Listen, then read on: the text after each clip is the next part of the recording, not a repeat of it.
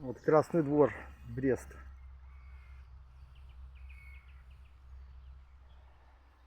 Плотвичка такая неплохая.